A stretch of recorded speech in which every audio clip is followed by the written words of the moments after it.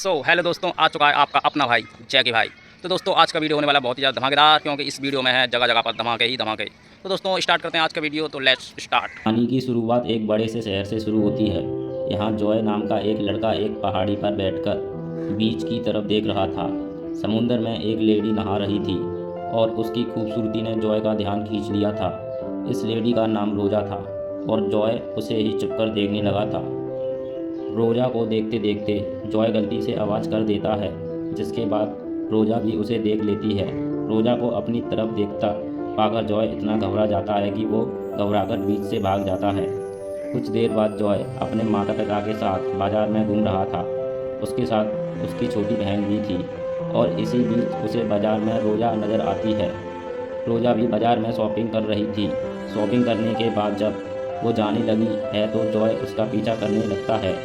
रोजा को एक होटल में काम था। जॉय भी उसका पीछा करते करते उसी होटल में आ जाता है जिस होटल में रोजा आई थी। देखते ही देखते वो रोजा के कमरे के बाहर भी पहुंच जाता है। इसी बीच रोजा जब अपनी चप्पल उठाने बाहर आती है तो उसकी नज़र जॉय पर पड़ जाती है। वो जॉय से पूछती है कि क्या तुम बीच वाले लड़के हो। जॉय ने कहकर वहाँ से जाने लगता है, लेकिन रोजा उसे रोककर कमरे में बुलाती है। उसकी बात मानकर जॉय कमरे में आता है। रोजा अब पहले उसे ध्यान से देखती है, फिर उसके कपड़े उतारने लगती है, मगर इस बार भी जॉय घबराकर कमरे से भाग जाता है। जॉय 18 साल का लड़का था जो हाई स्कूल में पढ़ता था, जबकि रोजा 40 के आसपास की थी और वह डाक विभाग में काम करती थी। हमारी आज की कहानी इन दोनों पर ही आधारित है और देखेंगे कि जॉय कब रोजा की गुफा में धमाके करता है। अगले दिन जॉय अपने स्कूल में था और वह पढ़ाई में काफ़ी तेज़ था। स्कूल के बाद वह होटल में फ़ोन कर उसी कमरे के बारे में पूछता है जिसमें रोजा रुकी थी। वह होटल वालों से झूठ बोलता है कि मैं रोजा का रिश्तेदार हूँ, ताकि उनसे रोजा का पता निकलवा सके। अपने काम पर थी, वह लोगों को उनके खत दे रही थी। इसी बीच जॉय उसे दूर से देखने लगा। होटल वालों ने उसे रोजा का पता बता दिया था और अब वो रोजा का पीछा करने लगा था। रोजा को देखने के बाद वो सीधा अपने घर आता है। जॉय की माँ का नाम मरियम था और वह अपने दोनों बच्चों से बेहद प्यार करती थी। दूसरी तरफ रोजा भी खत देकर अपने ऑफिस में आ चुकी थी। शाम को जब वह अपने घर जाने लगती है तो उसे अपनी साइकिल पर फूल मिलते हैं। रोजा को यह फूल जॉय ने दिए थे और वह उन्हें अपने घर ले आई थी। अगली सुबह रोजा फिर से काम करने लगती है और जॉय अपना स्कूल छोड़कर उसका पीछा करने लगता है। जॉय को अपना पीछा करते देख रोजा पहले साइकिल से उतरती है और फिर जॉय के पास जाकर पूछती है कि तुम मेरा पीछा क्यों कर रहे हो जॉय।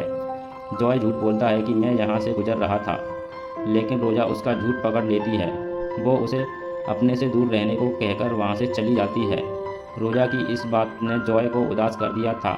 शाम होते होते जब रोजा अपने घर आती है तो उसे घर के बाहर जॉय नज़र आता है।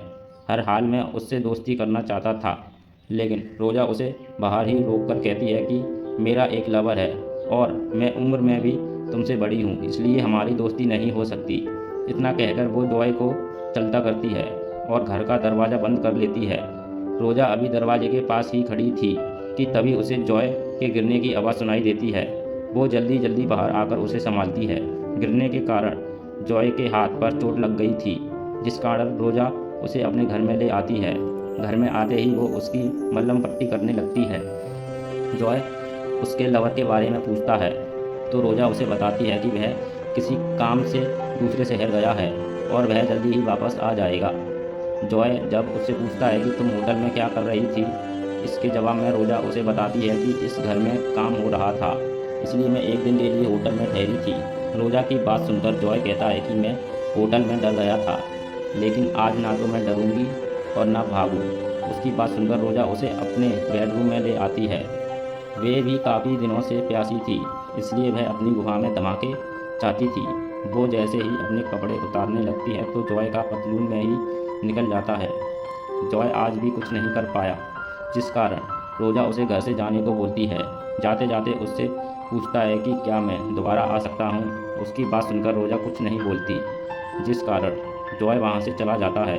अगले दिन जॉय पहले स्कूल जाता है और फिर दारू खरीदकर सीधा रोजा के घर आ जाता है। रोजा उससे उसके माता पिता के बारे में पूछती है जॉय बताता है कि मेरे पापा एक अमीर कारोबारी हैं। मेरी माँ को फोटोग्राफी का शौक़ था। मेरे पापा ने मेरी माँ के लिए एक स्टूडियो भी तैयार करवाया था, लेकिन मेरी माँ फोटोग्राफी में सफल नहीं हो पाई, इसलिए आजकल उसका स्टूडियो बंद ही रहता है। बातें करने के बाद जॉय रोजा से छेड़छाड़ शुरू कर देता है और उसे गर्म होते ही वह उसकी गुफा में उंगली भी डाल देता है। इस बार जॉय ने अपने हाथ से रोजा की गर्मी निकाल दी थी, जिस कारण वह काफ़ी खुश हो गई थी। अगले दिन स्कूल के बाद जॉय अपने घर में था। उसकी माँ मरियम बाहर जाने वाली थी, इसलिए वह जॉय को अपनी बहन का ख्याल रखने को कहती है। जॉय को उसकी बहन की जिम्मेदारी देकर वो बाहर चली जाती है। थोड़ी ही देर बाद बारिश शुरू हो गई। जॉय की बहन टीवी देखने लगी थी, जबकि जॉय अपनी बाइक लेकर सीधा रोजा से मिलने चला जाता है। बारिश के कारण जॉय के कपड़े भीग गए थे, इसलिए रोजा उसे कपड़े बदलने को कहती है।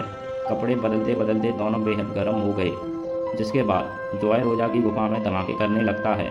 जॉय ने आज रोजा की प्यास बुझा दी थी, इसलिए रोजा काफ़ी खुश हो गई थी। इसी बीच रोजा को अपने लवर की गाड़ी की आवाज़ सुनाई देती है। आवाज़ सुनकर वो जल्दी जल्दी सामान ठीक करने लगती है। जल्दबाजी के कारण वो जॉय को सिर्फ आधे ही कपड़े देकर बालकनी में इंतजार करने को कहती है। रोजा के लवर का नाम बिल था। रोजा को उम्मीद थी कि वह जल्दी ही चला जाएगा, लेकिन बारिश के कारण बिल जल्दी नहीं जाने वाला था। जॉय बाहर बारिश में भीग रहा था और उसे काफ़ी ठंड भी लग रही थी। मौका देखकर उसे एक चादर भी दे देती है। जॉय को भी उम्मीद थी कि बिल जल्दी ही चला जाएगा, लेकिन बिल तो रोजा की गुफा में धमाके करने लगा और दोनों की आवाज़ें सुनकर जॉय काफ़ी दुखी होता है। कुछ देर बाद जब बिल अपना पानी निकालकर सो गया तो रोजा जॉय को बालकनी से निकालती है। इसके बाद जॉय सीधा अपने घर की तरफ बढ़ने लगता है।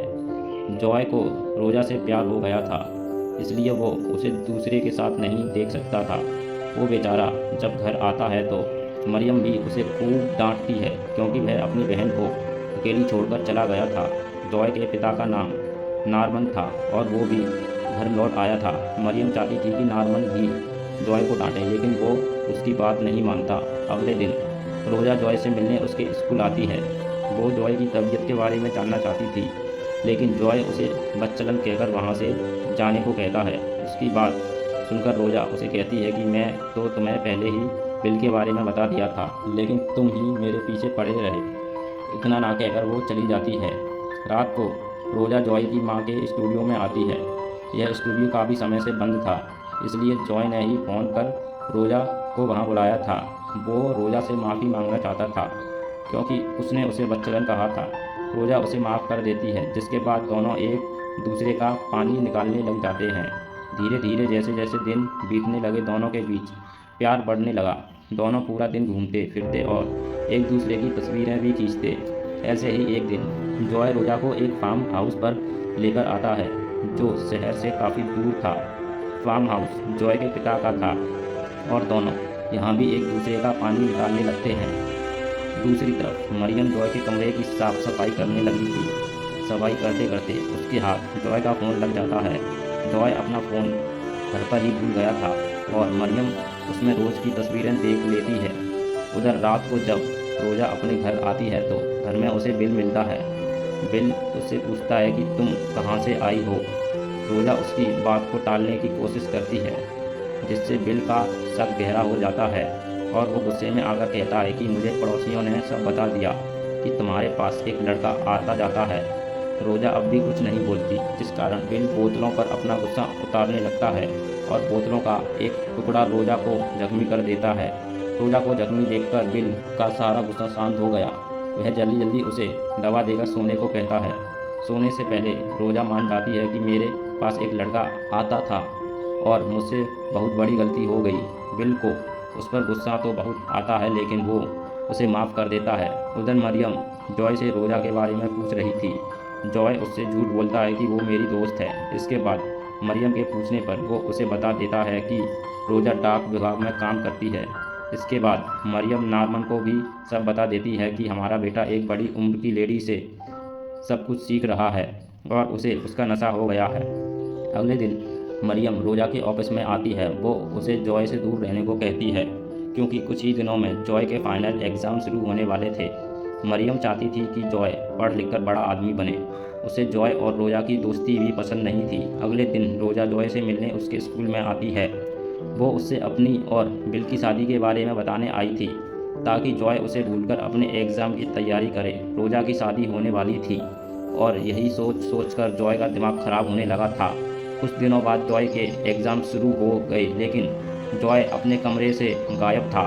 उसके कमरे से गायब देखकर माता पिता हैरान हो गए। जॉय के लिए एग्ज़ाम देना ज़रूरी था, नहीं तो उसका पूरा साल खराब हो जाएगा। उधर रोजा की आज शादी होने वाली थी और बिल शादी की गाड़ी तैयार कर रहा था। इसी बीच नॉर्मन उसके पास आकर उससे जॉय के बारे में पूछता है। नॉर्मन को शक था कि जॉय रोजा के पास आया होगा। रोजा भी उसकी बातें खिड़की से सुन लेती है और वह जल्दी जल्दी उसके पास आती है। नॉर्मन भी जॉय के बारे में पूछता है और रोजा के पास जॉय तो नहीं था, लेकिन उसका पता था कि वो कहाँ हो सकता है। रोजा नॉर्मन के साथ मिलकर जॉय को ढूंढने लगी। कुछ देर बाद दोनों उसी फार्म हाउस पर पहुंच जाते हैं। यहाँ जॉय रोजा का पानी निकालता था। दोनों को जॉय यहाँ भी मिल जाता है, मगर इस वक्त वो दारू के नशे में था। दोनों जल्दी जल्दी उसे ठंडे पानी के नीचे करते हैं ताकि उसका नशा उतर सके। नशा उतरते ही वो नॉर्मन पर हमला कर कहता है कि साले, तूने कभी भी मुझे समय नहीं दिया और अब साले तुझे मेरी फिक्र हो रही है। नॉर्मन किसी तरह उस पर काबू पाकर उसे अपने साथ ले जाता है। कुछ देर बाद जॉय एग्ज़ाम देने लगा था, जबकि रोजा भी शादी कर लेती है। जॉय को समझ आ चुका था कि वह रोजा से शादी नहीं कर सकता, क्योंकि उन दोनों में उम्र और तजुर्बे का काफ़ी फ़र्क था। कहानी के आखिरी में जॉय अपनी ज़िंदगी जीने लगता है और रोजा के जाने के बाद भी वह काफ़ी खुश था। इसी के साथ इस कहानी का यही अंत हो जाता है। हमारी वीडियो देखने के लिए आपका बहुत बहुत धन्यवाद। अगर आप ऐसी ही वीडियोज़ के दीवाने हैं तो प्लीज़ मेरे चैनल को ज़रूर सब्सक्राइब करें। मिलते हैं अगली वीडियो में, तब तक के लिए नमस्कार, रोम रोम भाइयों, टाटा बाय बाय।